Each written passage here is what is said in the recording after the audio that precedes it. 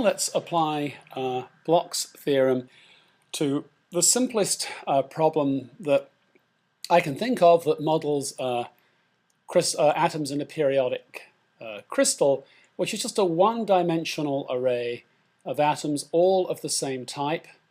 We'll make the lattice constant equal to A, and we will consider, for the sake of simplicity, that they have just one atomic orbital psi.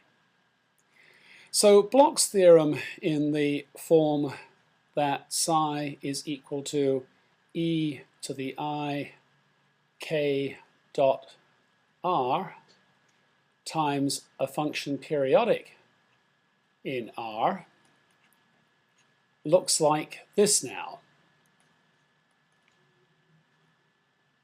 Now the lattice vectors are just multiples of A, 1A, 2A, and so on. So the e to the I k n a, and no vector notation needed because we're in one dimension. So that's the e to the I k r term, and then the periodic function is just psi of r, the atomic wave function, and we're going to add or subtract from that some integer multiples of the lattice constant. Now, recalling perturbation theory, if we make a trial wave function to be a sum of these wave functions, so this means trial wave function, we're going to stick into perturbation theory,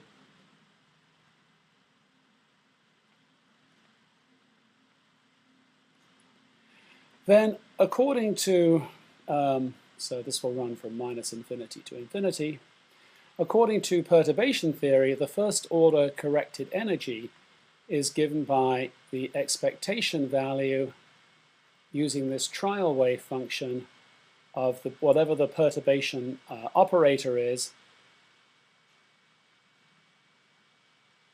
where this perturbation, of course, are the interactions caused by being inside a crystal lattice rather than being an isolated atom to which this atomic state applied.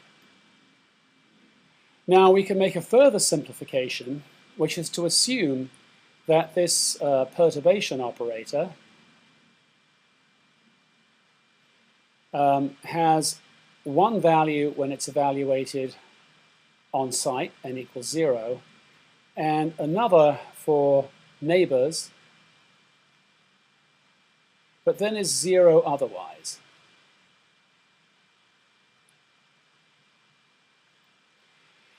So in that case, these integrals here are only non-zero at 3 places. That is when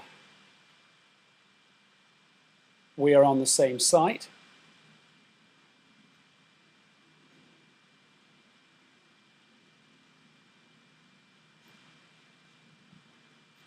and we're going to call that integral epsilon 0, or when we are on neighboring sites,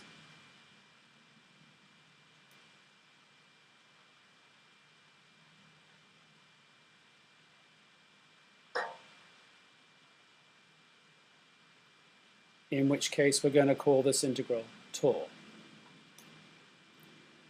Okay,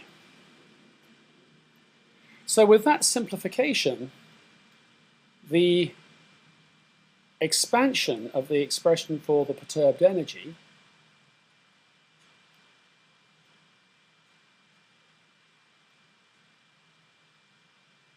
just has 3 terms in it.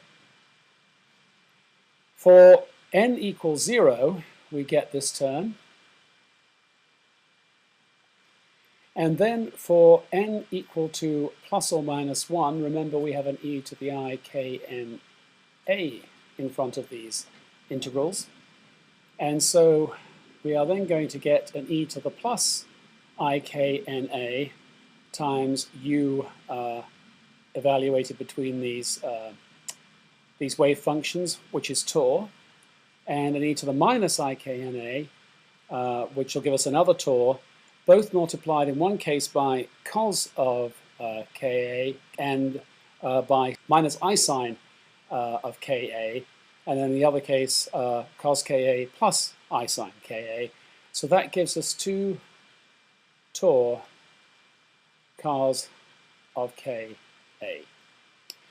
Now, torr is an interaction energy, and assuming that it's attractive, it's going to be less than 1 in value. So if I explicitly write torr as being negative, for Ka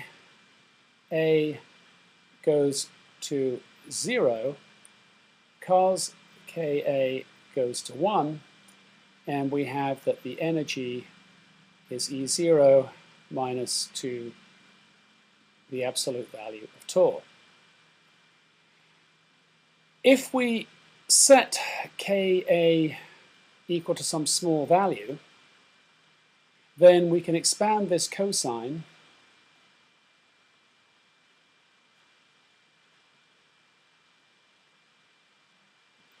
and we see then that E increases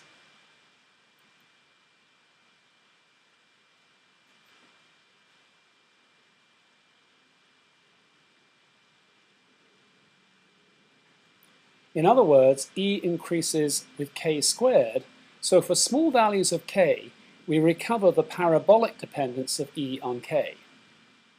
Now, if we let k be equal to plus or minus pi over a, this cosine becomes minus 1, and so we end up now with E equal to epsilon 0 minus 2 torr times minus 1 gives us plus 2 torr.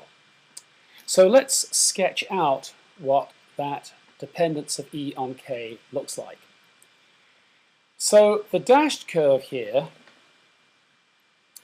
is what one would expect for a free electron. So let's draw E on this axis, let's draw k on this axis, and in units of pi over a, we're going from plus pi over a to minus pi over a. Remember, that's the first Brillouin zone. And for a free electron, we have a parabola. E equals h bar squared k squared over 2m. The function we just derived from our tight binding model, that's what it's called, is cosinusoidal. It looks like the parabola at low k, but then it turns over and flattens out to have a slope of 0. Remember, the derivative of a cosine is a sine, and so at evaluated pi over a, that's 0, like this. So all of the energy for a given number of k states that was spread over this range here is now condensed into this range here. So the density of states has been greatly increased, and the dependence of E over k is no longer a simple h bar squared k squared over 2m, especially when you get into this region here. And this has important consequences. What's happening here? Why does the curve of E against k flatten out at this point? Well, if you remember that the group velocity of a wave is given by d omega dk, and remembering that E is h bar omega, we can write this as 1 over h bar dE dk. So this is the group velocity of the electron waves, and at the Brillouin zone boundary, the group velocity is 0. When k is equal to plus or minus pi over a, this is exactly the same as saying that k, which is 2 pi over lambda, equals pi over a. In other words, a equals lambda on 2, so that a half wavelength just fits between atoms in the crystal. This is the condition for Bragg reflection of the electron waves. And this means that a forward-going wave is precisely reflected into a backward-going wave. We have a standing wave, and that is why the group velocity is 0.